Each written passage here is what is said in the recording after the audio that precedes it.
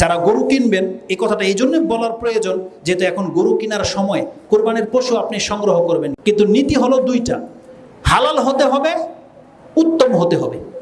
এই কথাটা হয়তো অনেকে ভুলে যান। যারা গরু কিনবেন, এই কথাটা এই জন্য বলার প্রয়োজন যেহেতু এখন গরু কেনার সময় কোরবানির পশু আপনি সংগ্রহ করবেন। কি করবেন? দেখেন আপনার টাকা যেন হালাল হয়, তাহলে আপনি কোরবানি করবেন, না হলে লোক দেখানো কোরবানি দিয়ে কোনো কাজ হবে না। আপনি হালাল টাকা দিয়ে কিনবেন, দ্বিতীয়টা হচ্ছে উত্তম একটা পশু কিনবেন। এই দুইটা জিনিস আল্লাহ চেয়েছে, যেটা আপনি সূরা বাকারার 264-65 এই আয়াতগুলোতে পেয়ে যাবেন। আমি আয়াতের দিকে যাচ্ছি না। আল্লাহ বলছেন, বান্দা তোমাদেরকে যদি একটা পচা মাছ দেয়, তোমার ব্যাগে ঢুকবে না যদি তোমার চোখ খোলা থাকে। বোঝেন আল্লাহ কি বলেছে? যে বান্দা তোমাকে যদি একটা পচা সরা কিছু দেয় আর তোমার চোখ খোলা, তুমি দেখতে পেয়েছো, তুমি নিবা?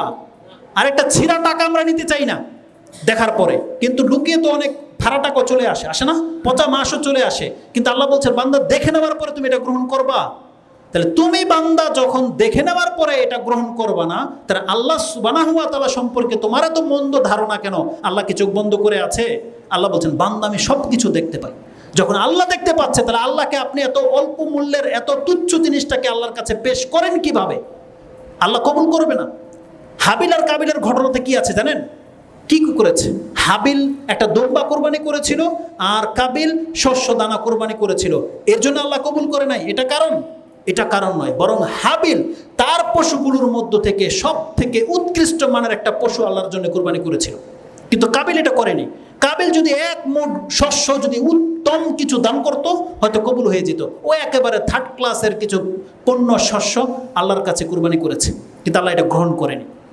এটা হচ্ছে আমাদের শিক্ষণীয় বিষয়। এই জন্য আল্লাহ বলছেন, ওয়াতলু নাবা আবনা আদামা বিল হক, আপনি আপনার উম্মতদেরকে হাবিল এবং কাবিলের ঘটনাটা বয়ান করে শোনান। আল্লাহ বলছেন বয়ান করে শোনান তাদের কাছে। কেন? এটা তাদের উপকারে আসবে। আল্লাহ সামান্য কিছু কবুল করে, কিন্তু উত্তম হতে হবে, এটা ভুলে যাবেন না।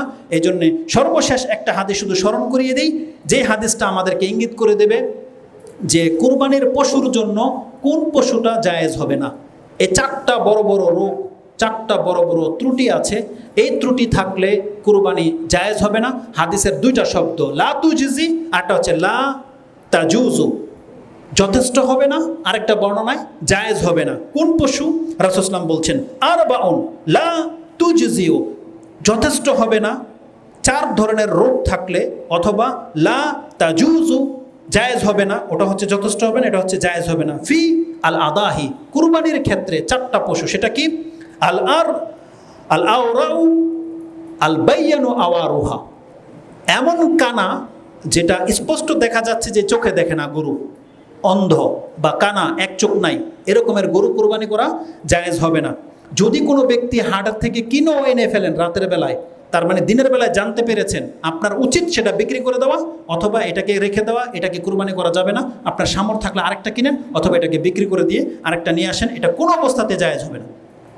দ্বিতীয়ত যেটা, আল মারিদু আল বাইয়ানু মারাদুহা, এমন অসুস্থ আপনি বুঝতেই পারতেছেন গরুর গায়ে অনেক জ্বর, ফেনা উঠে গেছে, দাঁড়াতে পারতেছে না, আপনি এটাকে বাঁচানোর জন্য কুরবানির উদ্দেশ্যে জবাই করতে পারবেন না, বরং গরুটাকে হালাল করার জন্য জবাই করতে পারবেন।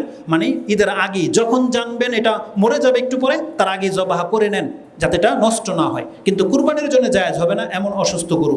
তৃতীয় রোগ হচ্ছে ওয়াল আরজাউ আল বাইয়ানু জালুহা, এমন খোরা যে একটা পা একেবারে অকেজু, পা একেবারে অকেজু, এমন রোগ হয়েছে যেটা হাঁটতে পারে না বা প্যারালাইসিস একটা পা, এই ধরনের গরু কুরবানি পশু কুরবানি করা যাবে না।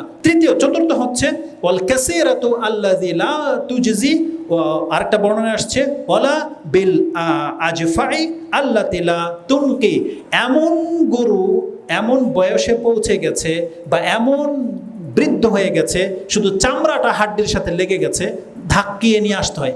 আমাদের ভাষায় একটা বলে ট্যাং গরু, কি বলে? ট্যাং। এটা চলবে না।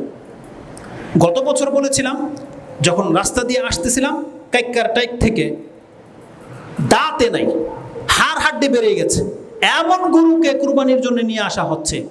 কেন? ওই যে আগেই বলেছি যে আমাদের বাড়াবাড়ির কারণে, যে কুরবানি না করতে পারলে লোকে কি বলবে। আপনি কি এই গরু দিয়ে জাতিকে সন্তুষ্ট করতে পারবেন? না আল্লাহকে সন্তুষ্ট করতে পারবেন, না আপনি নিজে সন্তুষ্ট, আর না কোনো আত্মীয়কে আপনি সন্তুষ্ট করতে পারবেন। এই গরুকে পছন্দ করে। এই জন্য এই শুধু সম্মান বাঁচানোর কাজ নয় এটা, আপনি আল্লাহর দিকে খেয়াল রাখেন। আল্লাহর দিকে খেয়াল রাখেন। কোন এক তাবি বলেছিল তার ছেলেকে, তুমি আল্লাহর জন্য কিভাবে কুরবানি করবে এই কথাটা মনে রাখেন প্রত্যেকে। তুমি তোমার সব থেকে সম্মানিত বন্ধুকে যেটা দিতে লজ্জা পাও, তুমি সেটা আল্লাহকে কিভাবে দিবা? তুমি যে জিনিসটা তোমার একটা সম্মানিত বাদশা বা একজন ব্যক্তিকে দিতে লজ্জা পাও, তুমি সেটা আল্লাহর জন্য পছন্দ করো কিভাবে? অতএব সামর্থ্য থাকলে কুরবানি করেন, উত্তমটা কিনেন। পশু পাননি, থেমে যান। আপনাকে ওই গোয়াল ঘর থেকে একটা হাড়হাড্ডি বেরিয়ে গেছে, এটাকে ধরে নিয়ে এসে কুরবানি করা যাবে না। ইমাম আবু দাউদ রাহিমাহুল্লাহ হাদিসটাকে কোট করেছেন। তিরমিজিতে আপনি হাদিসটি পাবেন। হাদিস হচ্ছে 3144 এবং 1417। এটা ছিল সর্বশেষ হাদিস। এরপরে যদি কোনো মাসলা মাসাইল বাকি থাকে, আপনাদের প্রত্যেকের আলেমের কাছ থেকে, যার সাথে যার সম্পর্ক আছে তার কাছ থেকে ডিটেলস জেনে নিয়েন। বিভিন্ন মাসলা মাসাইল বলার জন্য খুতবা নয়। তার মানে আমি সংক্ষিপ্ত পরিসরে যে কথাটা বলেছি, দেখেন আপনি পশুটাকে উত্তম পশু হিসেবে নির্বাচন করবেন, তার আগে আপনার টাকা হালাল হতে হবে। এই কথাটা আল্লাহ আমাকে এবং আমাদের ভাইদেরকে বোঝার তৌফিক দান করুন। আমিন ইয়া রাব্বাল আলামিন।